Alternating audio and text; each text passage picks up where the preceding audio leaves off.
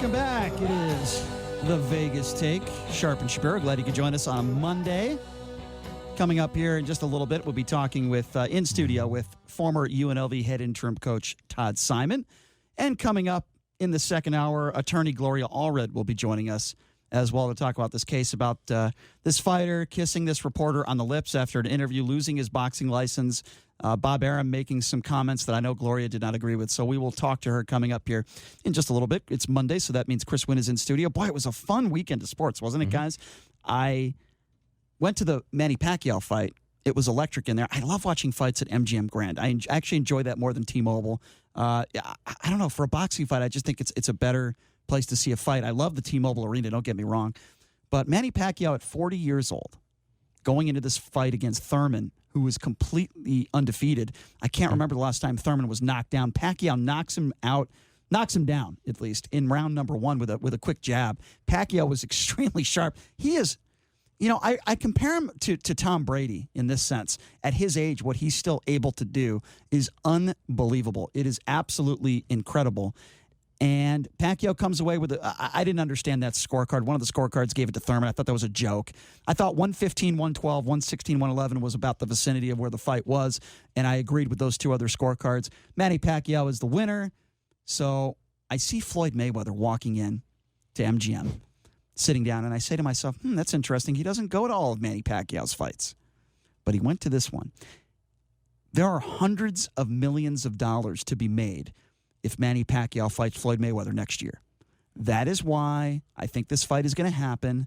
It is the same reason why I said to myself that Floyd Mayweather was going to come out of retirement and fight arguably the most popular MMA fighter at the time.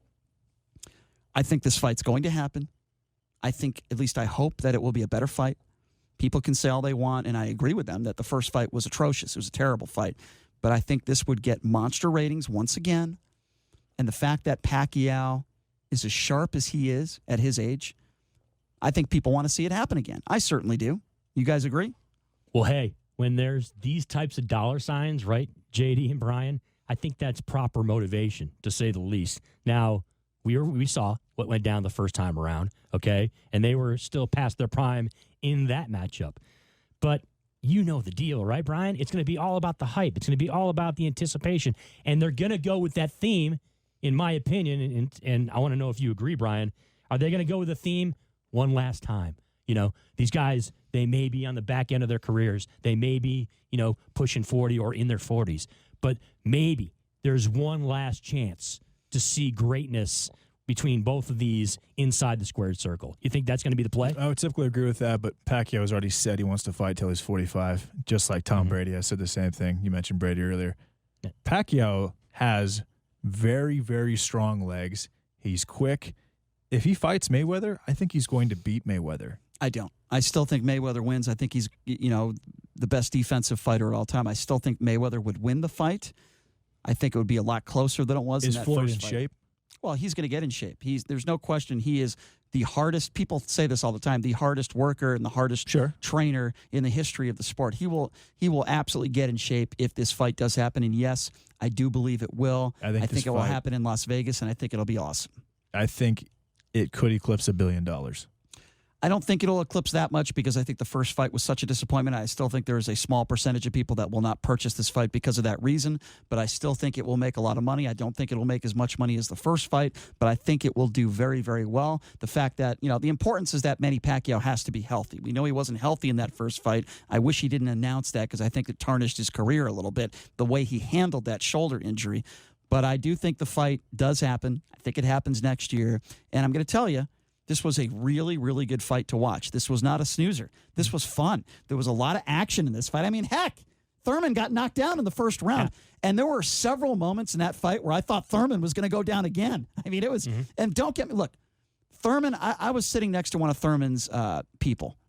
I won't say who it was, but they told me that Thurman was out gambling till 2 o'clock in the morning on Saturday. And I said to him, I'm like, this is. With Adrian Broner? This is the biggest fight in Thurman's career. And I felt like he took Pacquiao a little too lightly. Because Adrian Broner brought that up after the fight, brought up the whole gambling thing. It's a bad decision he made. Yes. And I said to the guy, this guy's close to, I said, Why would you allow him to do that? And they said, well, look, we don't tell him what to do. He's an adult. He does what he wants. Really bad decision. You mentioned what went down in the first round, Brian. Did you get the feel that fight could have been ended early? That it could have been, not a snoozer, I'm saying, but it could have been something that was a quick night for Thurman. Thurman was hurt several times in that fight. And what I mean when you use the term hurt is that he was wobbly. He took a body shot in the middle rounds, and it was such a brutal body shot that he was crouched over for 20 seconds running away from Pacquiao.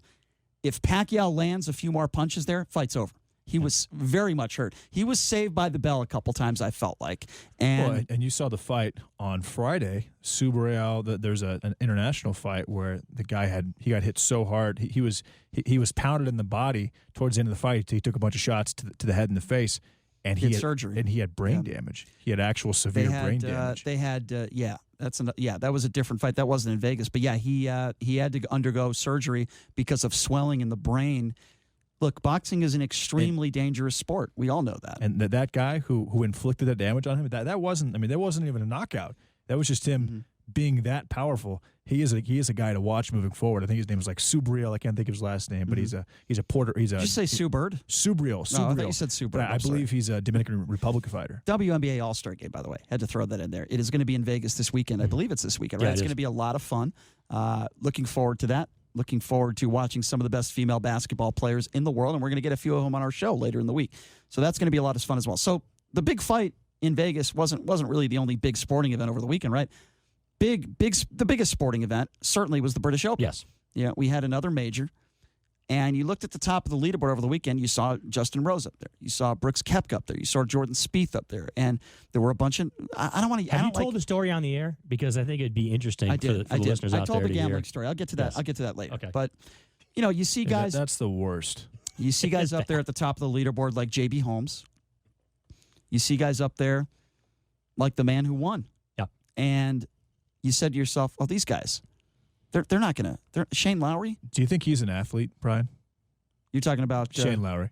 Lowry? I think he's the athlete in the pub. I think he tears it up in the pub, JD. The David Wells, Tom Daly, Wade Boggs type of athlete.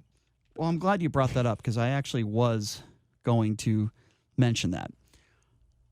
Shane Lowry appears to me to be a really nice guy. Everyone on tour says nice things about him, and I'm happy for him. The fact that he won it at his native land, it's a huge story. It's great. And he played some fantastic golf. Absolutely deserving of the title. He won by, for God's sakes, he won by 6 shots. He was up big on Sunday. With that being said,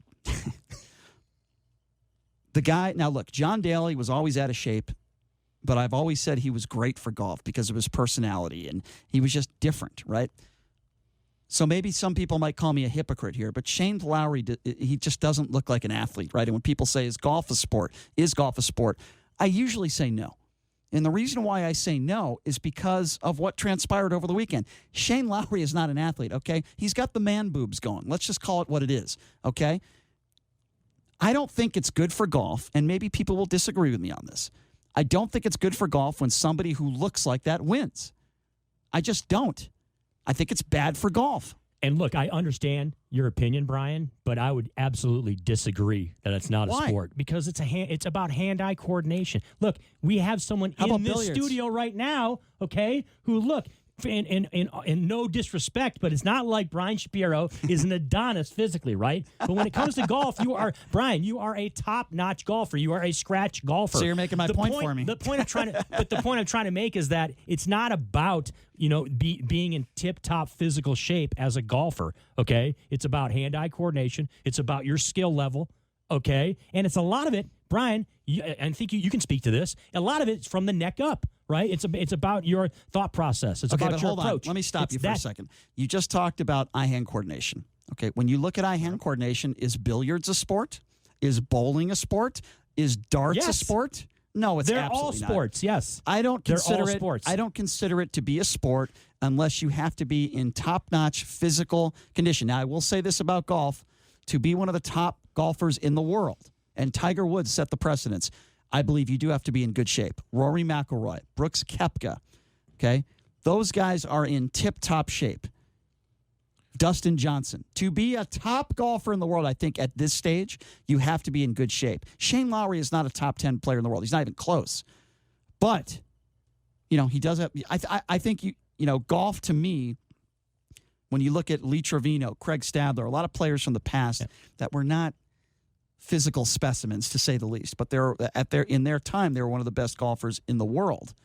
That's why I don't think golf is a sport. I think it's an extremely difficult skill game. Is swimming a sport?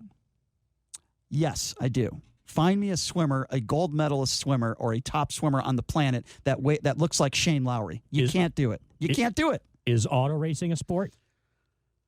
That's a tough question. That's a real tough one because for the most part, all these guys are in pretty good physical condition. And if you get into a car going 220 miles an hour, I did it once, by the way, and trust me, I wasn't driving. Your body is going to hurt for the next week. It is physically demanding and mentally demanding, but I'm going along the lines to say, no, I don't think NASCAR is a sport because you're actually relying just as much on the driver and coordination. You're relying on the vehicle. So no, I'm going to say no. It's not. What's the definition of sport? Because we'll be like when you hunt, that's sport. My right? definition. You do things for I think sport. it's measured competition. I think it's something you can measure, right, JD? Anyone who is racing a race car around 250, 60 times, that in itself by definition is sport. It is recreational fun, more or less. Combined Isn't with billiards recreational fun? Isn't bowling recreational fun? I wouldn't consider billiards, though. bowling, chess. I don't think those are sports. I do think golf is a sport. Why? What's the difference between bowling and golf? It's exceptional muscle memory. You don't think bowling is muscle memory and eye-hand coordination? It's the same thing. For 12 rounds. This is 18 holes. You're walking those 18 So the holes. length of it There's so many different clubs you can use and so many different shots you have to know. Same thing in bowling. It's constant mental consistency. Same thing in billiards. Constant mental. I mean, it's the same thing. Not for 4 hours. We'll take a few phone calls on this. 702-257-5396. Again, the number to call, 257-5396 is the number to call. And by the way, I'm very disappointed in Brooks Koepka.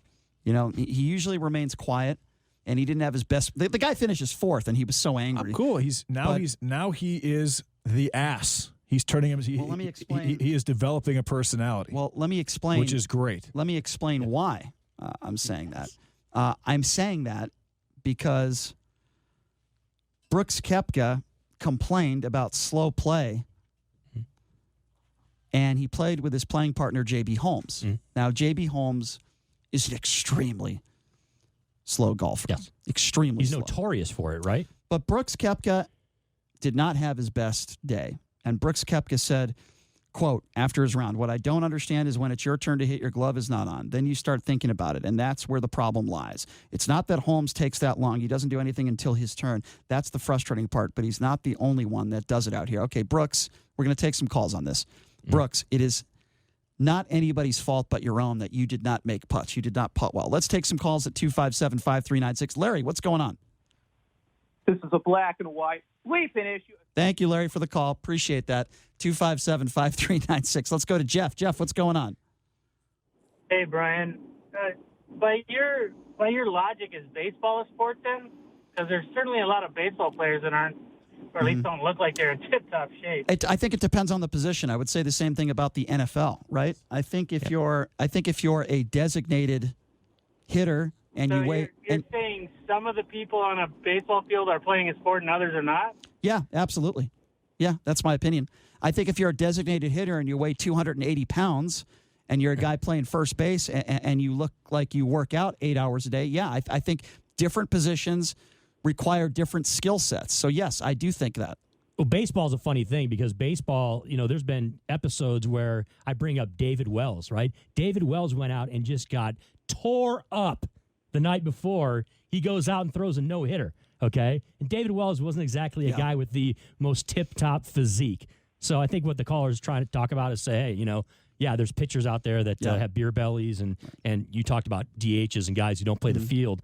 It's a sport where there are guys, without question, that aren't exactly in what we would describe, Brian, as tip-top shape. We'll take a few more calls on this, then we got to go to break at 257-5396. Let's go to Neil. Neil, what's going on?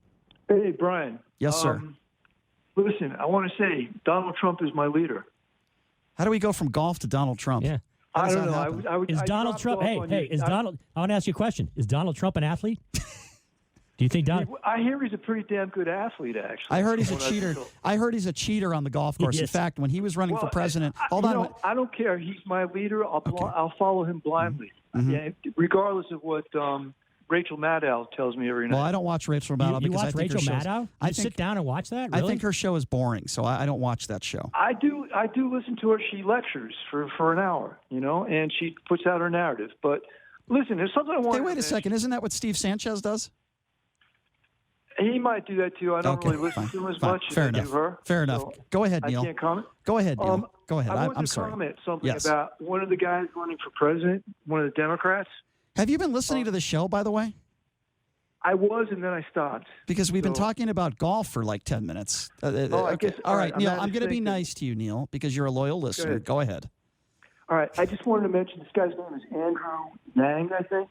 Yes. Yes, what about him? He's the one that wants to give everybody $1,000 a month, right? As like a I stipend. like that, the guaranteed income. Yeah. I think that's a tremendous idea. What I like about it even more is you can zero out the whole social welfare network we have. Zero out, the food stamp program, subsidized housing, social. I've heard a lot of Security people that support. actually like this guy, Neil. He's got no chance to win. Let's call it No, what it is. He's got a snowball chance in hell of winning. Right, But right. to me, it would eliminate all the abuse, all the fraud, simplify everything. It would be revolutionary. Neil, I want to ask you a question. You're a Trump supporter. Before we let you go here, do you think that Donald Trump is racially dividing the country, divisive behavior? Would you agree with many people that when you say go back to your country, there is racial connotations to that? Would you agree with that? I don't think, to me, that's not. I don't have a problem with what he said. Go back to your country. I don't. Everybody's a racist now. I think I they're didn't say wearing out the everybody's a word. racist. I didn't say that. That's the narrative that Republicans are saying, that if you think that Donald Trump sent something that could be construed as racist, then you're saying everybody's a racist. I certainly didn't say that. I am talking about this specific comment that he said on Twitter, and then I am talking about the chant, go back home, send her back. Yes, I do think. Neil, it's very simple. If she was a white woman born in this country, do you think that chant would have happened? It's a yes or no question. Believe it or not, it's not that offensive. It's been used. I quite didn't often ask in you the that. past. I didn't ask you that, though, Neil, with all due respect. If she was a white woman that was born in this country, would that chant have happened in North Carolina? Yes or no? It's an easy question for you to answer. But you can also consider the I fact think that it's if she was a possible white it may woman have. born in this country, It that may she have. wouldn't be concerned about the same issues that the squad is concerned with. You could also say that, yes, Donald Trump has not been great for racial relations in the United States. They were already bad under Barack Obama. In fact, he was the worst president probably in the last 100 years for racial relations in the United States. And he polarized the country. Donald Trump has definitely kept the country polarized, but he hasn't been dividing the country any worse than it already was. So, Neil, I would agree with that. I don't think it's been divided any worse Okay, than it was. I actually think we have a very